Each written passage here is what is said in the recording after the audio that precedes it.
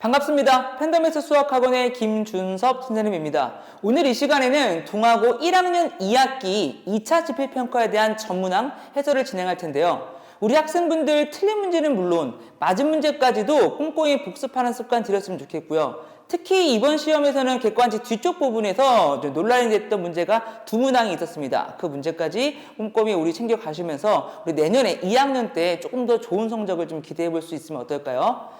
네, 첫 번째 문제부터 한번 풀이 시작해 보겠습니다. 전체 집합 U의 두 부분 집합 A, B가 등장을 하는데요. A와 B의 교집합이 다시 A가 된다는 것은 A가 B 집합 안에 포함이 된다라고 알 수 있습니다. 그러면 1, 2, 3, 4, 5번부터 한번 볼게요. 일단 B의 여집합과 A의 여집합의 관계는 지금 포함 관계가 뒤바뀌어서 B의 여집합이 A의 여집합에 포함되는 게 참입니다. 기억참. A가 B에 포함이 되었을 때 합집합을 하게 되면 이 부분집합이 아닌 초집합 B를 선택을 하게 되고요. 세 번째, A에서 그 초집합 B를 빼게 되면은 그 집합은 우리 공집합이 되고, 네 번째, A의 여집합과 B의 합집합을 해도 전체 집합 U. 다섯 번째 보기가 틀린 보기가 되는데 다섯 번째 보기만 꼼꼼히 살펴보겠습니다. 일단 좌변에 있는 것을 우리가 정리를 하자면 A 그리고 B의 교집합 전체의 여집합으로 표현이 되고, 그러면 이 좌변에 있는 이 값은 어떻게 되죠? A와 B의 교집합이 아까 말했듯이 문제에 주어진 대로 A가 되니까 A의 여집합이 됩니다. 일단 우변 같은 경우는 어떻게 되죠? 전체 집합 U에서 B를 차집합을 하게 되면 이것은 B의 여집합이 되고요. 이 집합과 이 집합이 항상 같다고 말할 수 없으니 일단 5번에서 틀린 보기가 있음을 확인할 수 있습니다. 네, 2번 문제입니다. 학생 30명이 등장을 하고요. 여기에 집합 두 개가 나옵니다. 두 집합을 한번 표현해 볼게요. A집합 그리고 B집합. A집합, B집합이 각각 여기는 어떤 방독면을 사용한 학생, 방독면 사용 교육을 선택한 학생이고, 여기에는 소화기 사용 교육을 선택한 학생, 이렇게 나옵니다. 우리가 찾고자 하는 것은 두 교육을 모두 선택한 학생의 수를 물어보고 있는데 그 영역의 원소의 개수를 X라고 잡게 되고요. 일단 방독면 교육을 선택한 학생이 전체에서 14명이 되나요? 18명이네요. 그럼 여기서는 18 마이너스 X. 소화기가 14명 마이너스 X. 그럼 전체 학생, 지금 합집합 전체의 여집합 요 부분에 지금 전체가 30명이 되도록 여기 X값 하나 넣어주고, 지금 두 값을 더하면 32가 되니까 마이너스 2까지 해서 이 주황색 4개의 이 수를 합쳐서 30명이 되도록 세팅을 하는데, 문제에서는 이 부분에 원소가 6개가 있다라고 하니 이걸 만족하는 X값은 8. 그래서 우리가 구하고자 하는 8은 보기 1번에서 쉽게 찾을 수 있습니다. 네, 3번입니다. 유리함수의 점근선을 찾으라고 하는데 우리 가로 점근선 먼저 찾아볼까요? 가로 점근선은 지금 y의 x의 1차항 개수의 b, 그 값이 y는 얼마? 2. 요 값이 지금 b가 되고요. 세로 점근선은 분모를 0으로 만드는 그 x값 얼마죠? 3. 요 값이 우리가 찾고자 하는 a. 그래서 a 값과 b 값을 더해서 답은 5번. 네, 다음 4번입니다. 간단하게 합차 공식을 해보면 루트의 x 플러스 3을 제곱을 해서 x 더하기 3, 그리고 루트 x를 제곱해서 빼기 x, 답은 3. 역시 3번에서 쉽게 찾아봅니다. 5번입니다. 지금 합성함수에 대한 역함수가 나와 있는데 f서클 g 인버스에 대한 역함수를 찾아보면 이것은 g 인버스 서클 f 이렇게 됩니다. 여기에다가 우리 3이라는 원소를 한번 대응시켜 보겠습니다.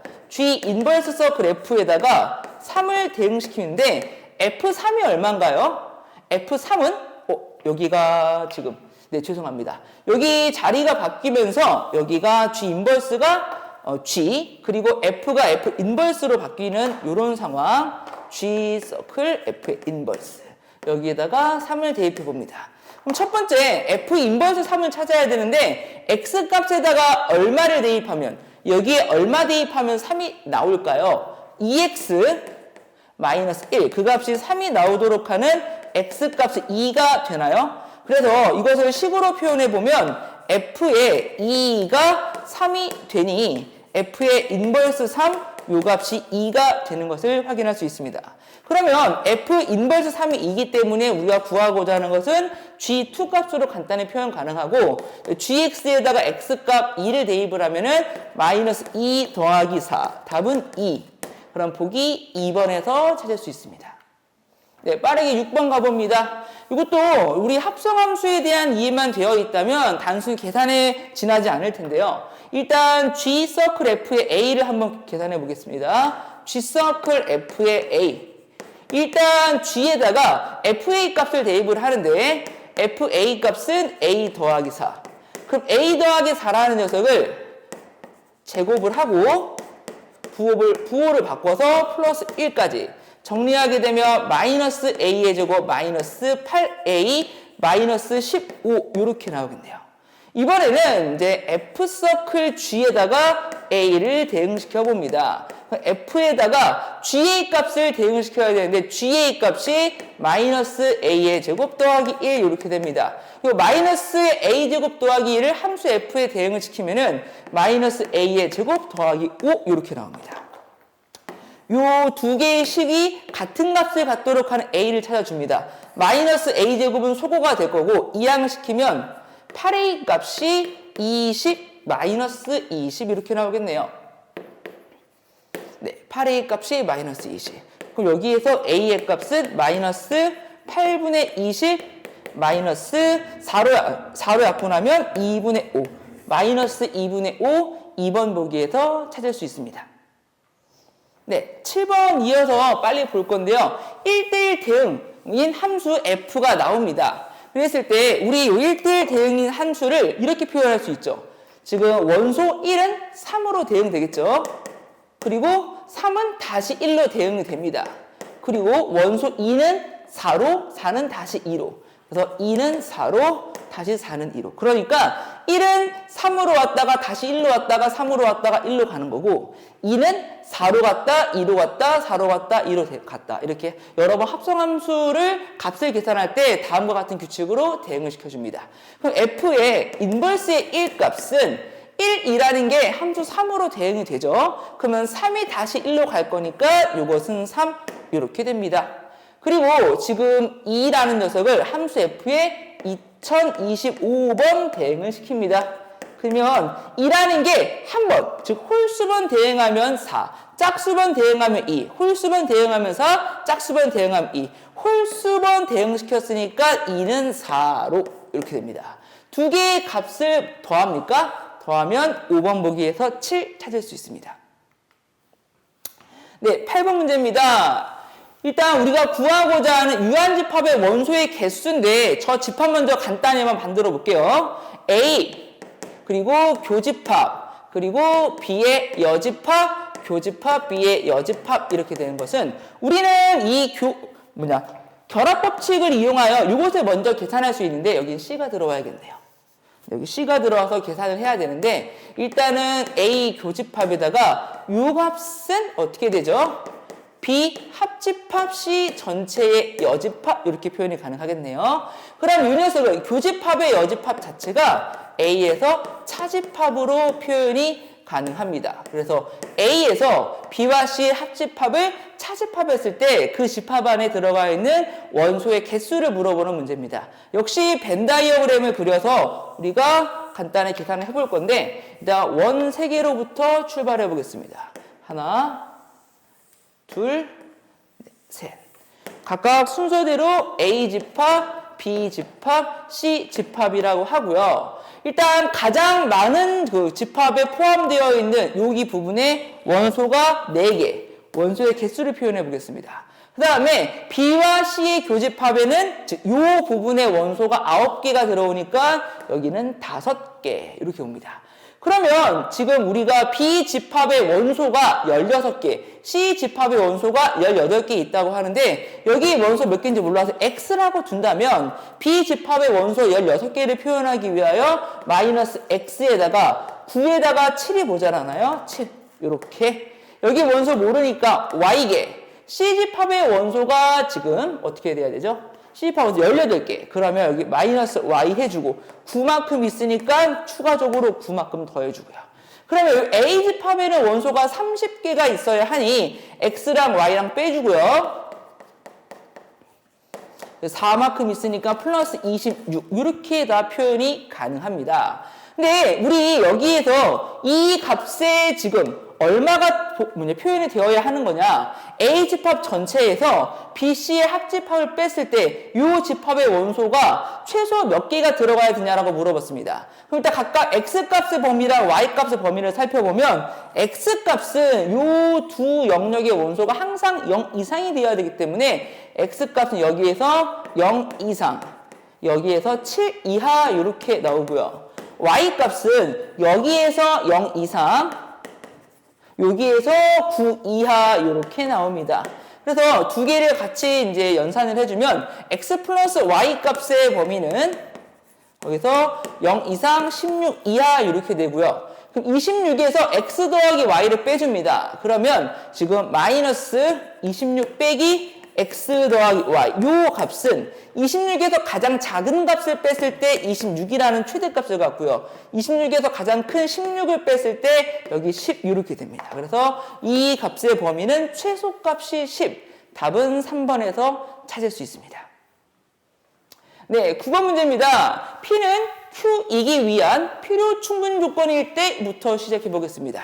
일단 P랑 Q랑 서로 필요 충분 조건이라고 하는데 일단 조건 P랑 조건 Q를 우리 여기 아니다라는 것을 지금 같다라고 바꾸기 위하여 일단 이렇게 써볼게요. P이면 Q이다. 그리고 동시에 Q이면 P이다. 이런 관계를 갖는 필요 충분 조건 관계에는 조건 PQ가 있는데 그러면 not P이면 not Q이다까지 대우를 이용하면 확인할 수 있겠죠. 그럼 not P라는 것은 뭐냐? not P는 x의 제곱 마이너스 1이 0이다라는 거고 not Q라는 것은 지금 x의 4제곱 더하기 k-2의 x의 제곱 더하기 마이너스의 k 플러스 1 이렇게 있네요.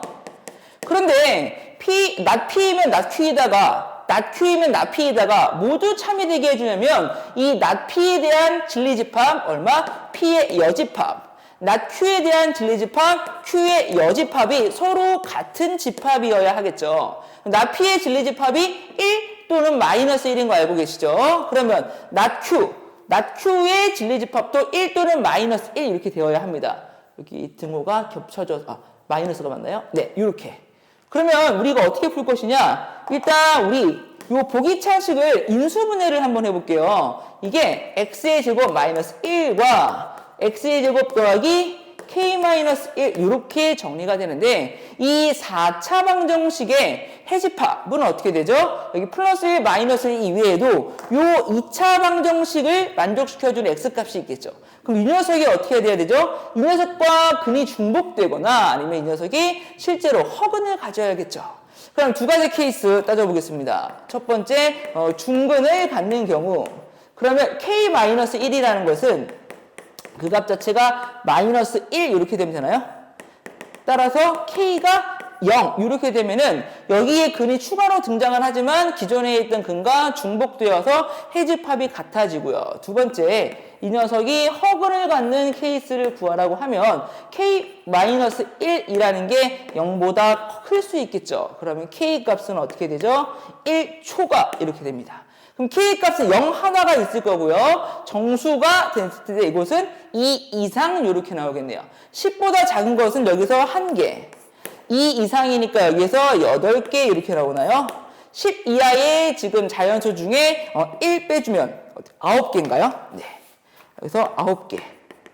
10 이하의 자연수 중에 1 제외한 2부터 10까지 어리네요.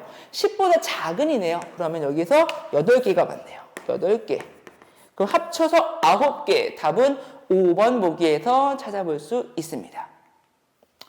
네, 이어서 10번 문제입니다. 일단 여기에서 PK라는 것이 항상 참여되도록 하는 그 PK라는 저 조건 한번 찾아보도록 할게요. 일단 첫 번째 P1이라는 조건 찾아보겠습니다.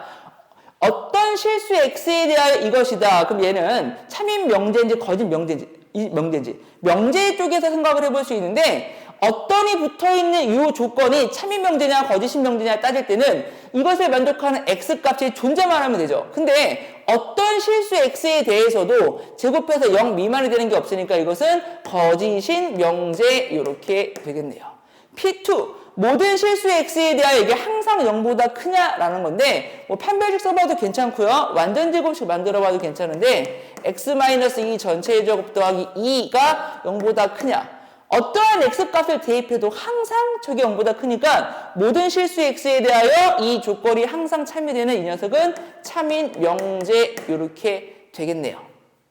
네, 세 번째 겁니다. 일단 x, y가 모두 양수이기 때문에 요 세 식의 대소관계를 확인해 보려면 양수 범위 내에서는 제곱해서 절대값만 확인해 봐도 괜찮죠. 그러나 y제곱이라는 것과 여기 x 곱하기 y라는 것과 x제곱이라는 것 이렇게 세 개의 대소 비교를 확인해 볼 수 있습니다. 그럼 가장 작은 y값끼리 곱한 게 가장 작을 거고요. 가장 큰 x값끼리 곱한 게 가장 크겠죠. 그러면 P3는 역시 참인 명제 이렇게 되겠습니다. 지금 P4 한번 볼게요. P4는 일단 x제곱과 y제곱의 대소관계를 물어보는 겁니다. x제곱이 y제곱보다 크다면 얘는 부등호가 이쪽으로 들어가겠죠. x제곱이 y제곱보다 작다면 부등호는 다음과 같이 설정이 될 건데 지금 우리가 알고 있는 건 x값과 y값이 각각 음수다 양수이다라는 것만 알 수 있지 x값과 y값이 절대값이 누가 큰지 알 수 없기 때문에 이 녀석을 만족하는 x값, y값이 존재하기도 하지만 이 녀석을 만족하지 않는 x, y가 존재하기도 하죠. 그럼 이 녀석은 실제로 조건이 되고 항상 참이라고 말할 수 없겠죠. 그럼 얘는 일단 조건 이렇게 해석할 수 있겠습니다. 네, 그러면 마지막 P5 한번 볼게요. 일단 양수의 x, y가 있는데 좌변이 우변보다 작다고 하니 좌변의 식에서 우변의 식을 서로 빼보겠습니다. 그러면 우변의 걸 좌변으로 넘기듯이 계산을 해서 좌변에는 x-y 그리고 y분의 1 마이너스 x분의 1 이렇게 되는데 일단 x-y라는 것과 두 번째 거 통분해보면 xy분의 지금 x-y 이렇게 정리가 될 거고요. x-y 값으로 묶어주면 1 더하기 xy분의 x 빼기 아니죠. 여기 x 플러스 xy분의 1 이렇게 설정이 되겠네요. 그러면 x 빼기 y 값은 요 값이 음수가 될 거고요. 일단 지금 양수값과 곱해져서 항상 0보다 작게 되니 이것은 참인 명제가 되겠습니다. 그러면 항상 참인 명제가 되는 것을 구하라고 하니까 P2 그리고 P3 그리고 P5 개수는 몇 개? m값 3 개수는 3개. 그 만족하는 k값의 곱은 k값이 뭐가 있는 거죠? 지금 2, 3 그리고 5 그래서 이 값의 곱 n은 2, 3은 6, 6, 5, 30 이렇게 됩니다. 우리가 구하고자 하는 건 여기서 얻어진 m값과 n값을 어떻게 해라? 더하세요 물어봤으니까 답은 33, 3번에서 찾을 수 있습니다. 네, 빠르게 11번을 볼 텐데요. 일단 기본형 x분의 1을 적절히 평행 이동을 하고 저 녀석을 일반형으로 표현을 해 두었습니다. 그러면 평행 이동하기만 한 건지 저 녀석을 대칭 이동까지 한 건지 아니면 평행 이동 또는 대칭 이동으로 포기해줄 수 없는지를 저희가 판별할 건데 이 녀석은 저희가 표준형으로 바꿔서 확인할 수 있습니다. x-1 분의 분모가 0되는 x값 1을 대입을 하면 얼마죠? 1 플러스 3 우리가 필요로 하는 값은 요 1 니은도 같은 방법으로 표준형으로 바꿔보면 x-1 분의 마이너스 2 그리고 마이너스 2 여기서 마이너스 2 찾아가시고요. 디귿은 x 플러스 1분의 여기다 마이너스 2 대입하면은 마이너스 1 그리고 마이너스 1 여기에서 이런 값을 가질 수 있습니다. 그러면 우리가 문제에서 주어진 y는 x분의 1에서 요 1값과 비교해서 기역은 완벽히 부호까지 일치하죠. 그럼 기역은 평행이동만으로 포기해질 수 있을 거고요. 디귿은 평행이동이 아니라 대칭이동까지 해서 지금 우리 포기해질 수 있을 거고, 리은은 평행이동과 대칭이동을 모두 하여도 포기해질 수 없겠죠. 근데 문제에서는 평행이동 또는 대칭이동이라고 하였으니 평행이동만으로 겹쳐지는 기역과 평행이동과 대칭이동을 모두 이용해서 만들 수 있는 디귿이 정답이 될 거고, 니은은 옳지 않은 보기가 됐습니다. 그럼 답은 기역 디귿을 통해서 우리 4번인 것을 확인해 봅니다. 다음 12번입니다. 아마 이 문제는 학생들이 F 인버스의 식을 직접 찾으려고 하는 학생도 있었을 것 같은데, 우리가 구하고자 하는 2A 더하기 B는 F의 인버스의 2 이렇게 됩니다. 2A 더하기 B. 그럼 우리가 F 인버스 2 값을 구하라는 것은 저 함수 F에다가 얼마를 대입을 하면 우리가 2라는 값을 얻을 수 있냐는 겁니다. 그럼 여기 양변에 X에다가 1 정도 대입을 해볼까요? 주어진 식에다가 X는 1을 대입을 해보면 좌변은 F의 1 이렇게 나오나요? 우변은 2 이렇게 나오나요? 따라서 F의 인버스 2가 1이고 제가 구하고자 했던 2A 플러스 1은 1임을 쉽게 얻을 수 있습니다. 답은 4번. 13번입니다. 일단 무리함수가 등장을 했는데 저 무리함수가 시작점으로부터 어떤 방향으로 뻗어나가는지 살펴보겠습니다. 일단 시작점은 3분의 10, K 이렇게 되겠네요. 얘가 3분의 10, K. 여기에서부터 왼쪽. x의 개수 마이너스 3. 음수기 때문에 왼쪽이고 근호 바깥에 마이너스 부호가 없으니까 위쪽으로 이렇게 올라갑니다. 그럼 여기에서 우리가 마이너스 5 그리고 여기 적절한 위치에 2가 있다라고 봤을 때 최대값이 7일 때 최소값을 구하라고 합니다. 그럼 여기 마이너스 5를 대응시켜 보겠습니다. 마이너스 5 대응시키면 근호 안에 25 값이 5. 그럼 k 플러스 5가 나올 것이고 여기다가 2를 대응을 시키면 2 근호 안의 값이 4가 되기 때문에 k 플러스 2 이렇게 됩니다. 뭐 k 값을 구하는 것도 상관이 없으나 최소값이랑 이 최대값이 딱 3만큼 차이 나는 것을 알 수 있고요. 그럼 최대값이 7일 때 최소값은 3만큼 작은 4. 요 값이 7일 때 요 값은 4. 최소값 4는 답 3번에서 찾아볼 수 있습니다. 네, 빠르게 14번 가봅니다. 무리함수의 그래프를 대칭이동하고 평행이동했을 때 식이 어떻게 변환되어지는지 찾는 문제입니다. 일단 무리함수 기본형이 이렇게 주어져 있는데 그 녀석을 y축 대칭하라 그러면 x에 대하여 부호로 바꿔주죠. 여기가 마이너스 2x 더하기 3 이렇게 바뀝니다. 이게 x축 대칭 아니죠. y축 대칭이었죠. y축 대칭이동. 근데 이 녀석을 x축 방향으로 마이너스 1만큼 그러면 마이너스 2가 있던 상태에서 x 대신에 x 플러스 1 그리고 y 대신에 y축 방향으로 2만큼이니까 플러스 2 이렇게 얻습니다. 그리고 식정리 한번 해보면 근호 안에 있는 값이 마이너스 2x 플러스 1 그리고 근호 바깥에 2까지 나올 수 있습니다. 그러면 이때 a 값은 마이너스 2, b 값은 1, c 값은 2 모두 더해서 값은 1 답은 1번에서 찾아볼 수 있습니다. 네, 15번 문제입니다. 집합 A랑 집합 B가 있는데 교집합이 공집합이 아니다. 그러면 A집합의 이 조건과 B집합의 이 조건을 동시에 만족시켜주는 X, Y가 존재한다라는 거죠. 그러면 저 두 개의 그래프를 그렸을 때 교점이 나타나도록 식을 우리가 한번 그래프로 나타내 보겠습니다. XY축이 이렇게 있을 때 일단 첫 번째 A집합의 조건을 만족하는 함수의 그래프는 마이너스 1,4 마이너스 1,4에서 왼쪽 위로 이렇게 올라갑니다. 그 다음에 mx 플러스 4라는 여기는 y는 m값으로 묶어서 x 플러스 4 이렇게 되겠네요. 그럼 마이너스 4,0에서 길기 자연수 m만큼을 취하면서 이렇게 오른쪽 위로 증가하는 경우가 생기겠네요.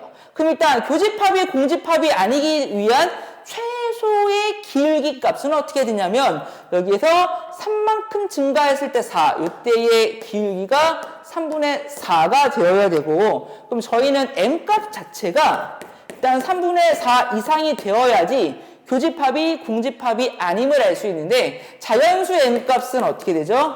자연수 m값은 2, 3, 4 이렇게 올라가겠네요. 그 중에 최소값 2가 주어진 보기 2번에 있음을 확인할 수 있습니다. 네, 다음 16번입니다.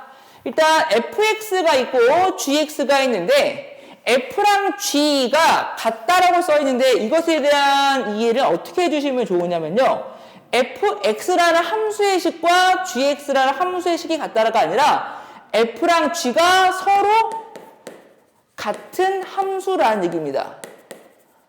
서로 같은 함수, 이것을 우리 함수의 상등이라고 하는데, 정의역에 있는 일단 정의역이 서로 같아야 되고요, 공역이 서로 같아야 되고, 정의역에 있는 모든 원소가 같은 함수값을 취하게 되면 우리 서로 같은 함수라고 표현을 합니다. 그런데 일단 둘 다 x를 정의역으로 가지니까 정의역은 일치할 거고, 지금 여기에서 x의 개수가 15가 나온다. 그럼 집합 x의 개수가 15가 나온다는 것은 fx라는 것과 gx가 같은 값을 갖도록 하는, 이것을 만족하는 지금 실수 x 값의 개수가 몇 개다? 4개임을 확인할 수 있습니다. 어떤 개념이냐면은 이 fx랑 gx랑 같도록 하는 실수 x가 4개라고 한다면 그 4개의 원소 전부 또는 일부 가지고 집합을 우리 16개를 만들 수 있습니다. 그러니까 이 4개의 원소를 모두 포함하느냐, 모두 포함하지 않느냐 가지고 만들 수 있는 부분 집합이 16개가 있는데, 우리가 정의역 x는 공집합으로 적절하지 않기 때문에 일단은 2의 4제곱이라는 16에서 우리 1만큼 빼서 15가 나올 때, 우리 이때 이 15가 집합 x의 개수가 되고, 우리가 지금 이걸 어떻게 활용해야 된다? fx랑 gx가 같도록 하는 실수 x값이 4개가 돼야 되고, y는 fx의 그래프랑 y는 gx의 그래프가 서로 다른 4점에서 만나도록 하는 상황을 자연수 c값으로 연출을 해줘야 되는 상황입니다. 그럼 이 내용을 그래프로 한번 그려볼 건데, 이 함수 gx를 그려드리기 위하여 gx의 이제 표준형을 좀 찾아볼 건데, gx는 절대값 q 안에 있는 식이 x-2분의 3 전체의 제곱 4분의 9가 되는데, 4분의 12가 마이너스 값으로 있으니까 마이너스 4분의 21 이렇게 정리가 됩니다. 그럼 저 2차 함수가 이렇게 그려진다면 뚝 x축과 잘리는 그 위치에서 이렇게 올라가야겠죠. 그때 여기에 요 위치가 얼마다? 4분의 11이다. 21이다. 이렇게. 왜냐하면 여기에 있는 y좌표 마이너스 4분의 21이 위쪽으로 점프해서 여기가 4분의 21이다 라는 걸 확인할 수 있습니다. 그러면 fxc라는 것이 일단 자연수가 되는데 1이거나 2이거나 3이거나 4이거나 5가 되었을 때, 즉 자연수 c 값이 1, 2, 3, 4, 5가 됐을 때 교점이 4개가 나오고, 거기에 대응되는 집합 16개 중에 공집합 제외한 15개가 집합 x의 개수가 되겠죠. 그래서 우리가 찾고자 하는 자연수 c값은 이 노란색 gx 그래프랑 서로 다른 4점에서 만나도록 하는 이 5가지 케이스가 있을 거고, 자연수 c의 최대값은 5. 지금 우리 2번에서 찾아볼 수 있습니다. 17번 문항입니다. 집합 x에서 x로의 함수입니다. 정의역과 공역이 다 x로 고정되어 있고요. 일단 5개의 원소를 5개로 대응시켜주는데 1대1 대응이라고 하니까 일단 가 조건을 만족하는 것은 5팩토리얼, 이게 일단 120까지가 됩니다. 그럼 나 조건까지 동시에 만족해주는 건 당연히 120개보다 더 작게 나올 텐데, 이 조건을 만족하는 건 직접 세거나, 즉 해당 사건을 직접 이용을 하거나 또는으로 연결되어 있기 때문에 6건을 전체에서 빼주거나 두 가지 생각을 할 수 있습니다. 장단점이 있는데요. 일단 이걸 해당 사건을 직접 쓴다는 것은 이 조건을 만족하는 거 따로 세시고요. 이 조건을 만족하는 거 따로 세시고 두 개를 동시에 만족해 주는 것을 전체에서 한 번 더 빼주게 됩니다. 아니면 6건을 이용하게 되면은 일단 이 녀석을 또는으로 생각을 하지 않고 각각의 부정해서 그리고로 놓고 풀 수 있기 때문에 우리 아까 중복되는 거 한 번 빼는 것을 우리 생략할 수 있는데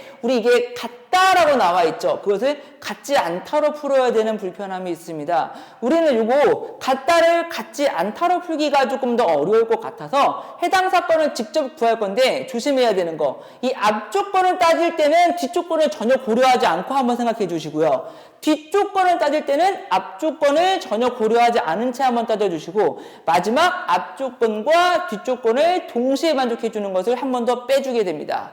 그럼 우리 해당 사건을 직접 살펴보도록 하겠습니다. 일단 집합 안에 있는 1, 2, 3, 4, 5라는 원소를 1, 2, 3, 4, 5로 보낼 건데 앞 조건과 뒤 조건에 동시에 F3이 들어있기 때문에 우리는 3이 어디로 가냐에 따라 경우를 나누어 보도록 하겠습니다. 근데 일단 봤더니 3을 기준으로 2가 어디로 가냐, 4가 어디로 가냐 나와 있으니까 그냥 3을 기준으로 위쪽으로 가나 아래쪽으로 가나 지금 대칭적 구조를 이뤄서 지금 즉 3이 1로 가나 5로 가나 결과가 다르지 않을 것이고 3이 2로 가나 4로 가나 결과가 다르지 않을 것입니다. 그럼 우리는 크게 경우를 셋으로 나눠서 첫 번째 F의 3이 1 또는 얼마? 5로 가는 경우를 살펴보겠습니다. 우리 그 두 개 결과가 같을 것이기 때문에 3을 1로 고정시켜 놓고 그 대신 이 나오는 결과값에다가 곱하기 2를 할 생각을 하고 시작해 보겠습니다.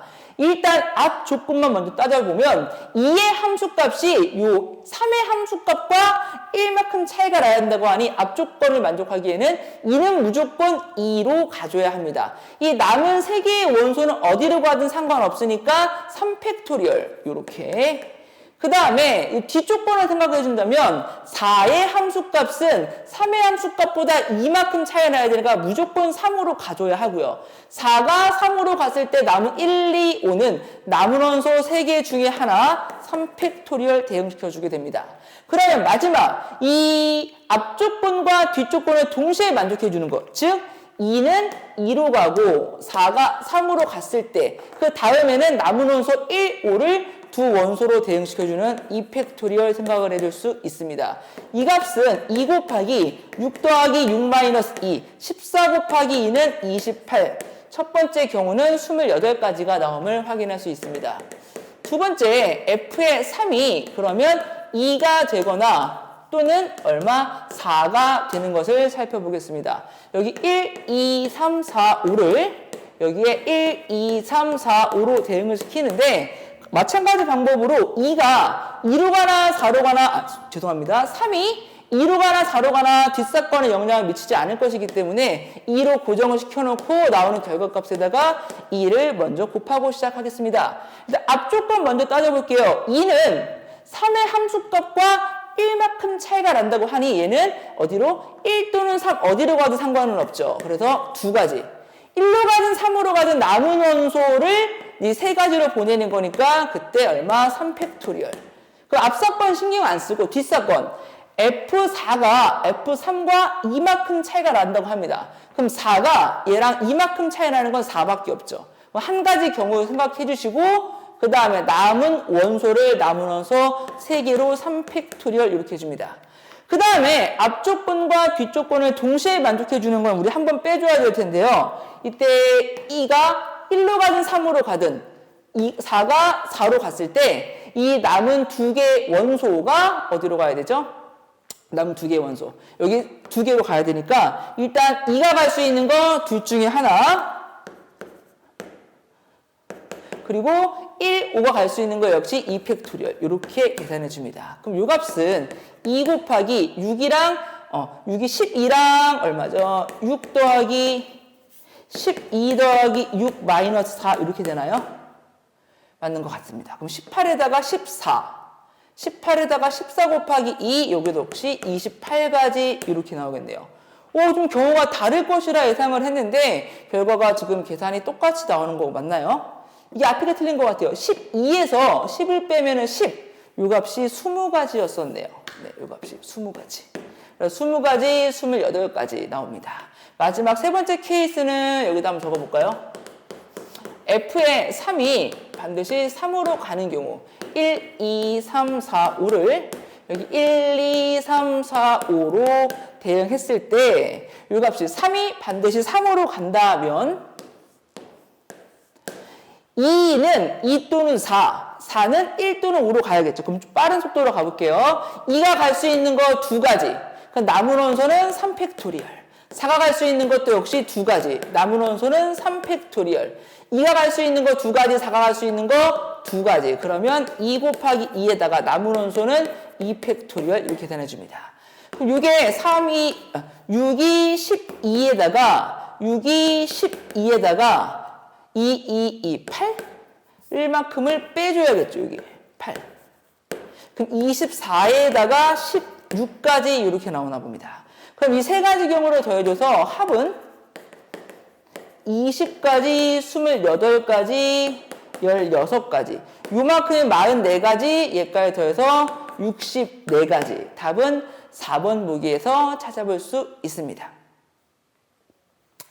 네, 18번 문제입니다. 이 문제가 일단 무리함수의 확대 축소가 등장을 했는데 혹시 여러분들 이번 수능 문제에서 가장 핫했던 문제 공통 22번 문항 아십니까? 그 문제가 우리 지수로그 함수의 확대 축소가 나왔었습니다. 자, 28번 우리가 수능 문제랑 견줄 것은 아니지만 이 확대 축소의 개념이 실제로 이번 수능에서 가장 핫했던 개념이기 때문에 조금 더 관심 갖고 보시면 좋을 것 같아요. 일단 무리함수 두 개가 등장을 하는데 저 두 개의 관계가 어떻게 되냐면요. 첫 번째 식은 2루트 x라고 표현되어 있지만 근호 안에 넣어주면은 루트의 4x가 되고 두 번째 거는 루트 x가 됩니다. 그럼 이 첫 번째 것은 두 번째 것 x 대신에 얼마가 되어 있죠? 4x가 대응이 되어 있으니 원래 함수를 지금 y축에 가깝도록 4배 압축시켜 놓습니다. 그럼 그래프로 한번 표현을 드려보면 첫 번째 관계식이 만약에 요 식이 노란색으로 써볼까요? 요 그래프가 만약에 이렇게 등장을 했다면 어느 선을 자르더라도 요 녀석의 4배만큼 움직여서 요 점을 지나는 y는 루트 x 그래프를 생각해 볼 수 있습니다. y는 루트 x 요 값이 y는 루트 4x 그래서 x축으로부터 떨어진 거리가 4배만큼 납니다. 여기가 4배. 그럼 여기 있는 이제 우리가 하나씩 좌표를 생각해 볼 건데 여기 좌표를 이렇게 써볼까요? 지금 t제곱 콤마 2t라고 설정을 한다면 여기 좌표는 x좌표가 4배만큼 크니까 4t의 제곱 콤마 대입하면 2t 이렇게 되는 것을 얻어볼 수 있습니다. 문제에서는 이 각각의 점을 뭐라고 할까요? 지금 각각의 점을 a, b라고 하나요? 네, 여기 좌표를 a, 이 좌표를 b라고 한답니다. a, b, a랑 d라고 하네요. a랑 d. a랑 d에서 x축에 내린 수선의 괄호 각각 여기가 b가 되고 여기가 c가 됩니다. 이렇게 직사각형을 하나 만들었는데 AB 길이가 지금 AD 길이랑 1대2 비례관계를 갖고 있다고 합니다. AB 길이는 2t고요. 거기다 A의 D 길이는 3t 제곱인데 그게 각각 1대2가 된다고 합니다. 그러면 내향의 곱 3t 제곱이 외향의 곱 4t 값이랑 같다. 이것을 만족하는 양수 t 값은 3분의 4임을 얻을 수 있습니다. 우리가 A의 x좌표 t제곱 물어봤나요? 그러면 여기서 t제곱은 9분의 16. 답은 2번에서 찾아볼 수 있습니다. 네, 19번 문항입니다. 일단 되게 복잡하게 쓰여져 있지만 어려울 것이 하나도 없어요. 하나씩 살펴볼게요. 일단 우리가 구하고자 하는 게 요 등식을 주는 요 x값을 모두 구하고 더해달라고 합니다. 일단 f 안에 gx가 합성이 되어 있는데 이 값이 0이 되어야 한다면 f가 언제 0이 나올까요? 요 gx라는 요 값이 집합 A의 원소가 아니어야 한다고 합니다. 그러면 일단 저 집합 A, 이 여집합을 한번 생각을 해보면 A의 여집합이라는 것은 어떻게 될까요? 일단 이게 0보다 크거나 같다로 바뀔 거니까 X값은 지금 이것이 0 되는 방정식의 두근 마이너스 1과 4 바깥쪽 범위가 되겠죠. 그러면 X값이 마이너스 1과 4 아니죠. 마사랑 1 이렇게 되나요? 네, 이렇게 마사랑 1 이렇게 나오는 것을 알 수 있습니다. 그러면 이 gx가 a의 집합이 아니라는 얘기는 이 조건을 만족을 한다는 거고요. 그럼 일단 gx는 마이너스 4 이하이거나 또는 1 이상 이렇게 gx가 1 이상인 것을 얻을 수 있는데 gx도 역시 치역의 원소는 0과 1밖에 없습니다. 그러면 gx가 마사보다 작거나 같을 수는 없고 gx가 1보다 크거나 같을 수 있을 때 이때 gx는 반드시 1이어야만 합니다. 그럼 gx가 1 된다는 것은 이 gx는 그 x값이 b의 원소가 된다는 거고 집합 b의 원소라는 것은 1로부터 떨어진 거리가 1 이하니까 그 값은 마이너스 2 이상 지금 1로부터 떨어진 거리가 1, 0 이상 2 이하 이렇게 되겠네요. 그러면 이걸 만족하는 정수 x값은 0, 1, 2 이렇게 있고 다 더해주면 0, 1, 2 더해서 3 답은 1번 보기에서 찾아볼 수 있습니다. 20번 문제 살펴보겠습니다. 집합 x에서 x로 대응시켜주는 함수 fx, gx, hx가 있습니다. 각각 1대1 대응 항등함수, 지금 상수함수라고 나와 있습니다. 근데 이 PQR 중에서 P와 R은 참이고 Q는 거짓이라고 합니다. 그럼 Q 먼저 한번 해석해 볼까요? 이것을 거짓이라고 하니 지금 이 녀석을 부정을 하게 되면 모든 X값에 대하여 fx는 이것보다 작다 이렇게 쓸 수 있겠네요. 그러면 일단 각각의 함수 fgh를 지금 추론을 할 건데 fx라는 것은 1대1 대응으로서 나올 수 있는 지금 케이스가 6가지가 되죠. 3팩토리얼 6가지. g라는 것은 지금 저 녀석은 항등함수라고 해서 한 가지로 결정이 되어 있어요. 예를 들어 1, 2, 3을 1, 2, 3으로 대응시킴에 있어서 1은 1로, 2는 2로, 3은 3으로 대응시켜줄 거고 우리는 PQR을 해석을 할 때 G가 들어가 있는 저 조건을 먼저, 저 명제를 먼저 확인해 볼 예정입니다. HX라는 것은 상수함수로서 케이스가 3가지가 나와요. 지금 정의역의 원소 1, 2, 3을 공역의 원소 1, 2, 3으로 보냄에 있어서 이 3개를 다 1 또는 다 2 모두 3으로 보내는 이 3가지 케이스가 있습니다. 그러면 이 경우를 조건에 만족하도록 한번 따져보도록 할게요. 말씀드렸듯이 이미 결정되어 있는 함수 G가 포함되어 있는 R 조건 먼저 R 명제 먼저 살펴볼게요. fx가 있고요. 여기에서의 f의 x는 이 gx를 우리 x라고 보고 넘겨주시면 hx 플러스 x라고 하는데 이걸 만족하는 원소가 이 중에 적어도 하나 있다라는 거죠. 네. 그 다음에 우리가 hx가 결정되어 있지 않기 때문에 조금 더 풀 수는 없을 것 같고 q 조건, q 명제 먼저 살펴볼게요. 이 q를 부정을 했더니 모든 x값에 대하여 fx가 이것보다 작다라고 하고요. 우리 hx라는 건 상수함수죠. 요 값들 각각이 모두 1이거나 모두 2거나 모두 3일 수가 있습니다. 근데 이 값이 1일 수 있나요? 그럼 모든 x에 대하여 fx가 1보다 작을 수는 없죠. 이게 2일 수 있나요? 모든 x에 대하여 fx가 2의 제곱 4보다 작을 수 있죠. 얘가 3일 수 있을까요? 그러면 fx가 어디? 3의 제곱 9보다 항상 작을 수 있겠죠. 그럼 hx라는 것은 어떻게 되죠? 상수함수인데 이게 2거나 아니면 얼마?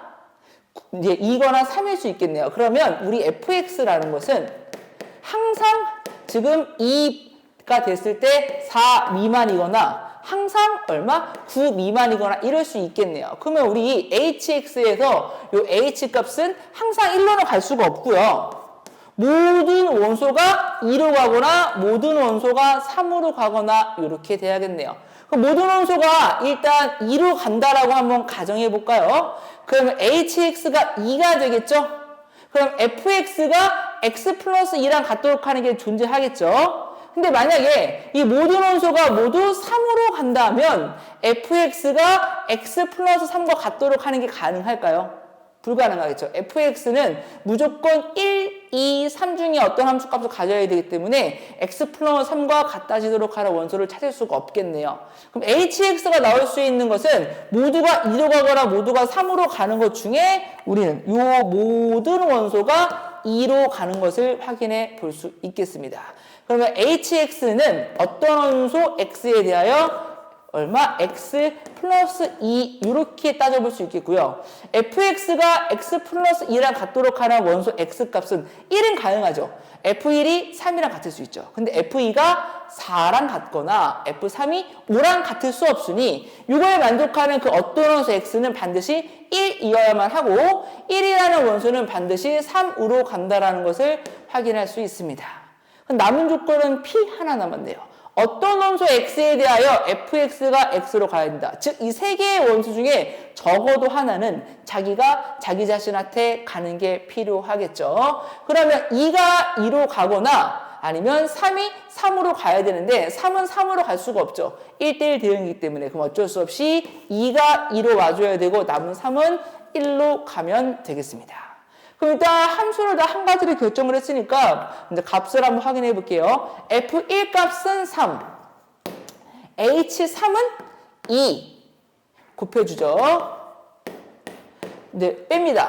f3은 1, 지금 g1은 1. 그래서 3이 6에서 1을 빼서 답은 5.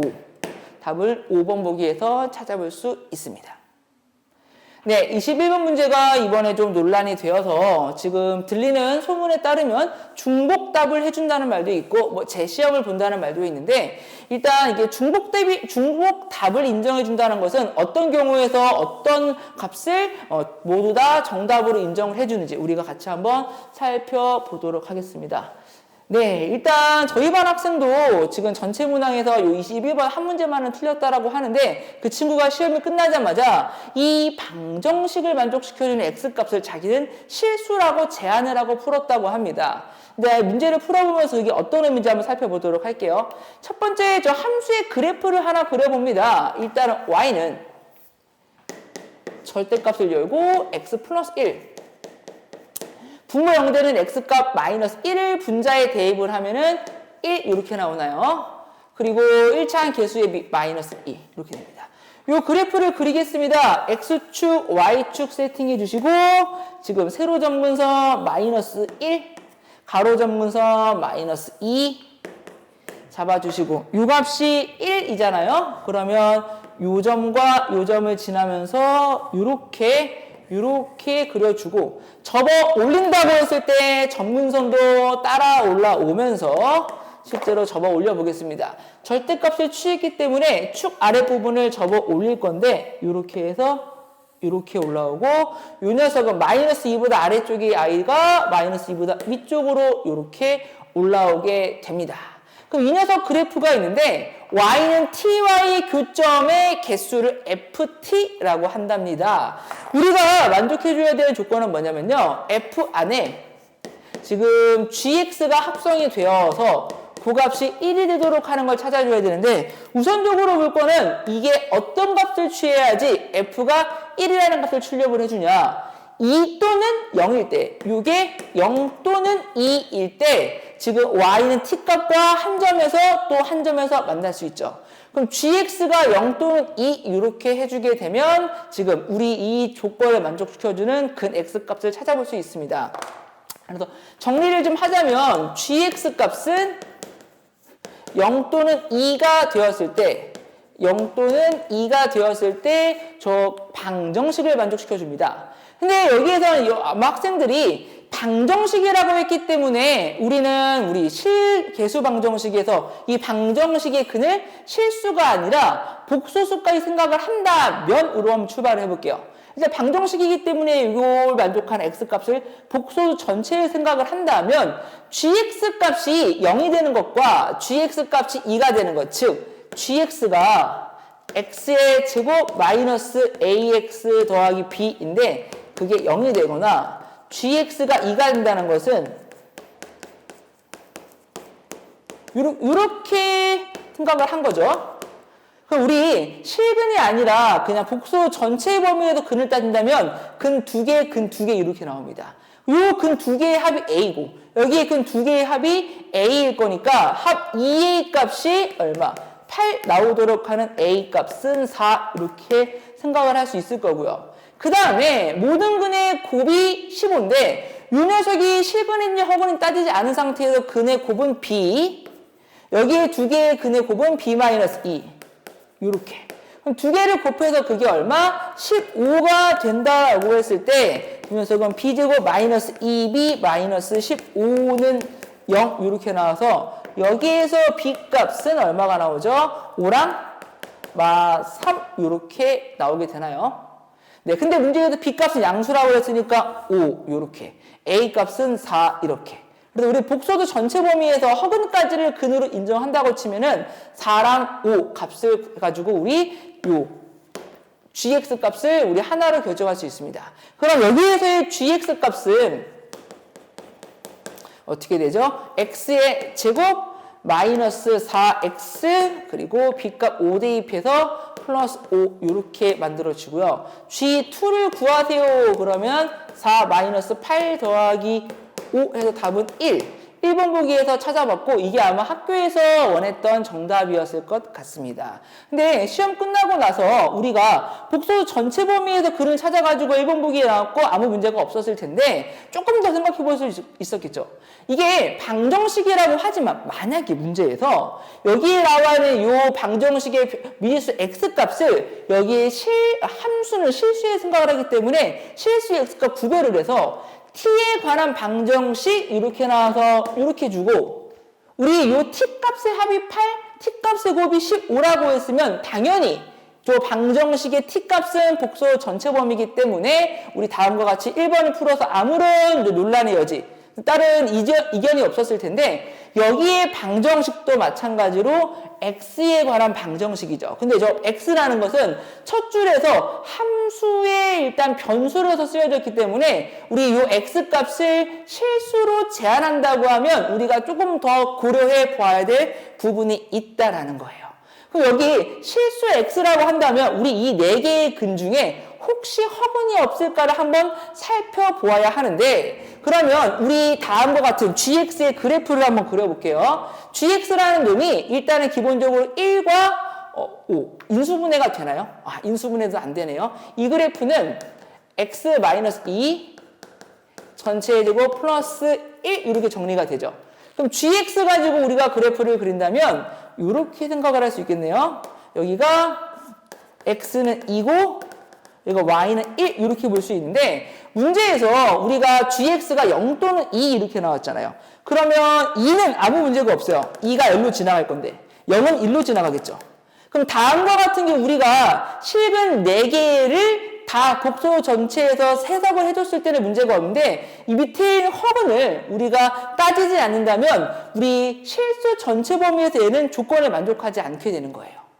그래서 우리가 이것을 실수 범위에서만 생각을 한다고 치면 여기 나와 있는 요 녀석만 우리 근이라고 생각을 해줘서 여기 있는 그 놈만 근으로 생각을 해서 즉 gx 그래프가 이렇게 주어져 있을 때 그 녀석이 여기에 실근 만족하고 여기에서 허근이 있다고 했을 때 요것의 두 근의 합이 딱 8 요 두 근의 곱이 15라고 두면 어떤 일이 벌어질까? 그때는 답이 5번에서 찾아볼 수 있어요.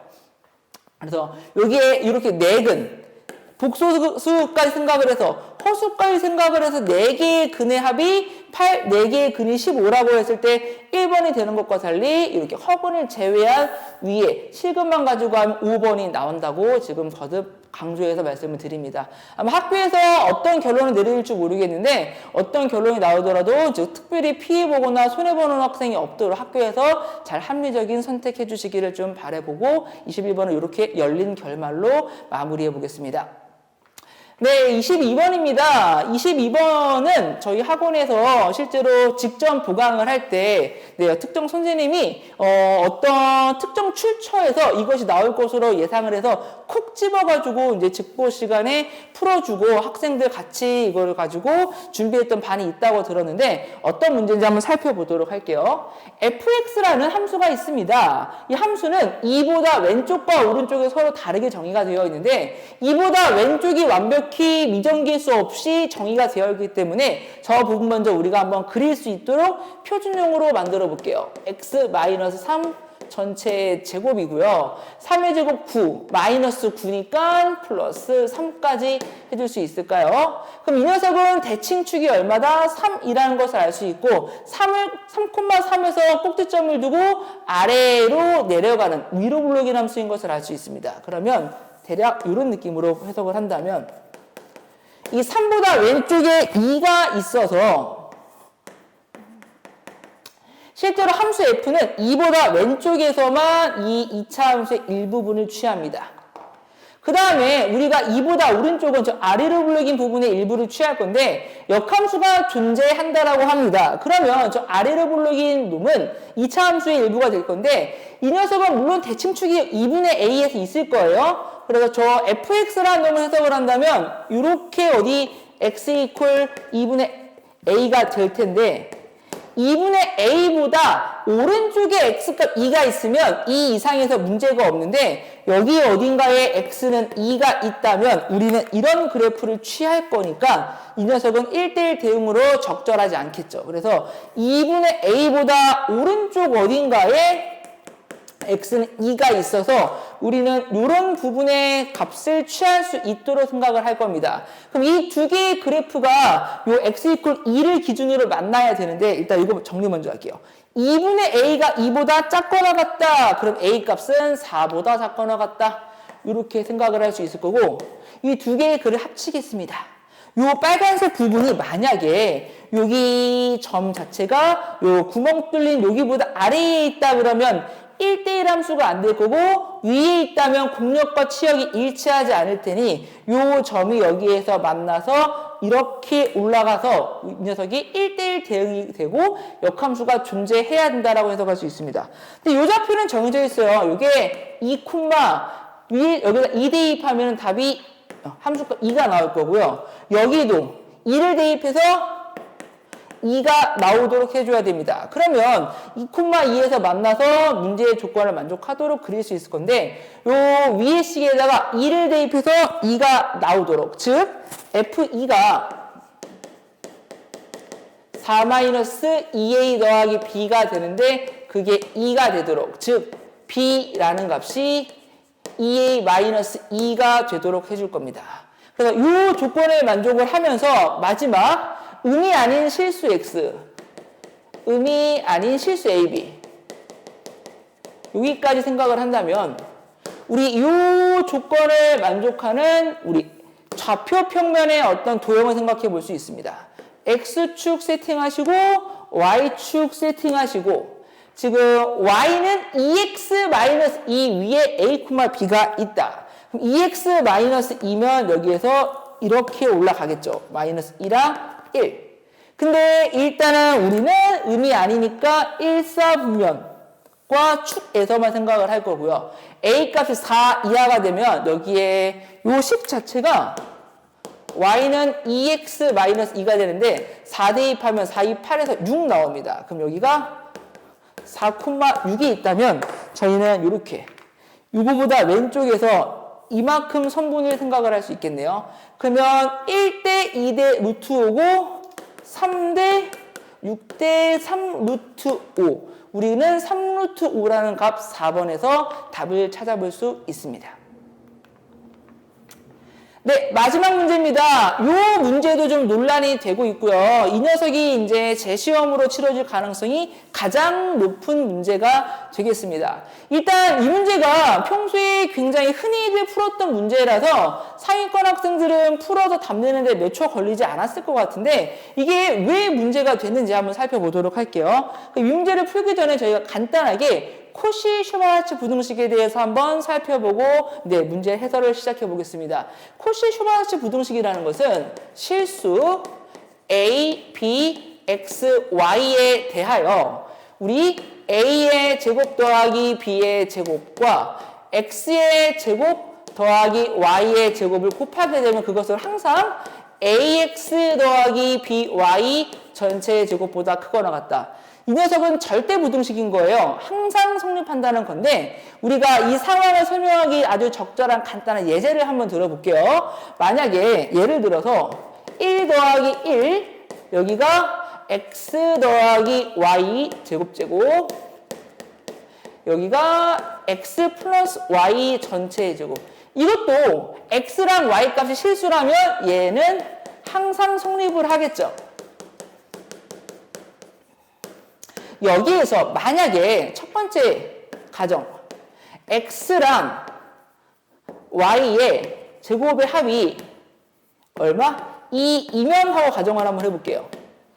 x제곱과 y제곱의 합이 2면 좌변은 얼마인가요? 2 곱하기 4죠. 이건 항상 뭐가 성립하죠? x 플러스 y의 제곱이 항상 4 이하. 얘는 참이라는 거예요. 이것은 참인데 이것은 역도 참일까? 를 생각을 해볼게요. 만약에 두 번째 x 더하기 y의 제곱이 4 이하이면 반드시 x제곱 더하기 y의 제곱이 2이다. 이것은 어떨까요? 즉 x 더하기 y 전체 제곱 4 이하면 무조건 이게 성립한다는 걸까요? 그것이 아니라는 거예요. 얘는 거짓이에요. 그러니까 이 조건에서 이게 똑같은 상황인데 z값이 이 범위를 만족을 한다고 해서 거기 이 부등식을 만족시켜주는 유값을 특정할 수 있느냐. 즉 x제곱 x 플러스 y 전체의 제곱이 4 이하라고 해서 이 값을 딱 2라고 특정할 수 있느냐? 그것은 거짓이라는 거예요. 실제로 x 더하기 y 제곱이 4 이하라고 해서 반드시 x제곱 더하기 y제곱 2가 되는 건 아니죠. 물론 이것은 참일 수 있겠으나 이것이 거짓이라는 거예요. 그럼 이 문제 한번 풀어볼게요. 아마 출제 교사 선생님께서는 이걸 의도하셨을 거예요. 이런 코시-슈바르츠 부등식을 성립을 하게 됐을 때, 즉 이 가 조건에서 이것을 성립하게 해줄 수 있느냐, 그걸 읽어내고 해석할 수 있느냐를 물어본 걸 텐데, 그럼 출제 교사 선생님의 의도대로 문제를 한번 끌어가 볼게요. z값의 범위는 x랑 y에 종속되어 있기 때문에 xy 값으로 우리 코시-슈바르츠 부등식을 한번 작성해 보도록 하겠습니다. 여기서 1에 더하기 1, 여기 x제곱 더하기 y의 제곱, 여기는 크거나 같다. 어떻게? x 더하기 y 전체의 제곱. 얘는 항상 성립을 할 것이고요. 좌변에 있는 2, x제곱 더하기 y제곱은 q-z제곱. q-z의 제곱. 여기 x 더하기 y는 p-z. 이거 항상 성립하겠죠. 그럼 이건 z에 관한 2차 부등식으로 세팅을 할 건데 지금 일단 2q 마이너스 2z의 제곱 이쪽에 지금 z의 제곱 마이너스 2pg 더하기 p제곱 이렇게 나옵니다. 우변으로 정리해보면 g 3승 마이너스 2p z 그 다음에 넘겼고 원래 있었고 넘기면은 p 마이너스 p 제곱 마이너스 2q 이렇게 되고 이거 없이 0 이하입니다. 그쵸? 그럼 우리 이것을 가지고 이거는 된다는 거예요. z값이 이것을 가지고 z값이 마이너스 2 이하 z값이 1 이하 이건 가능하다는 거예요. 왜냐면 이게 이렇게 잡힐 수 있잖아요. 뭐 3z제곱이네요. 죄송합니다. 3z제곱. 이게 만약에 3에다가 z 플러스 2 여기가 Z-1. 만약에 위에 있는 요 식이 이렇게 구성이 되어 있다면 이것이 0 이하라고 했을 때 얘는 참이라는 거예요. 근데 지금 이거죠. 가, 나를 만족하는, 즉 이것을 만족하는 것을 가지고 P값과 Q값을 하나로 결정할 수 있느냐라고 말하면 걔는 이제 결정할 수 없다라고 결론 낼 수 있죠. 요 케이스인 거예요. 그래서 이 문제는 출제교사 선생님의 의도대로 요 식이 다음과 같이 결정이 되면 어떻게 전개 한번 해볼게요. 3z제곱 플러스 3이니까 플러스 9z 플러스 아니네요. 죄송합니다. 여기가 3z 마이너스 6. 즉 여기에서 이 p 값이 여기서 마이너스 2p라는 값이 3이 되고 따라서 p가 마이너스 2분의 3이 되고 여기에서 얼마죠? 마이너스 6. 요게 p제곱 마이너스 2q 그게 마이너스 6이 되어서 p값 결정되어 있으니까 2q라는 값이 4분의 9 플러스 6 즉 이게 4분의 4르기 24에 33 그래서 q값이 8분의 33 이렇게 돼서 P값과 Q값을 가지고 더해서 8 곱해라. 여기서 8P인가요? 8P 더하기 8Q가 되는데 여기다 8 곱하면은 얼마죠? 마이너스 10인가요? 플러스 33인가요? 그럼 얘가 21 이렇게 나와서 답은 1번 보기에 찾을 수 있는데 거듭 말씀드리지만 이쪽에서 이쪽으로 오는 건 참인데 이쪽에서 이쪽으로 넘어가서 PQ 값을 하나로 결정할 수 있다는 거짓. 그래서 실제로 이 3번 문항은 엄밀한 의미에서는 문제 오류가 되겠습니다.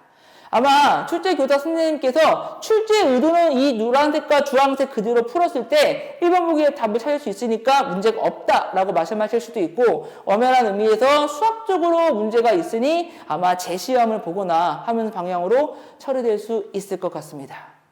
네, 오늘 해설 강의는 여기까지시고요. 아마 학생들 문제 풀면서 조금 영상 속도가 좀 빨랐다 아니면 추가적인 설명이 좀 필요하다 하시는 친구들 있으면 팬데믹스 언제나 오시면 제가 추가적인 설명 드리도록 하겠습니다. 지금까지 해설 영상 보시느라 고생 많으셨고요. 감사했습니다. 김준섭 선생님이었습니다.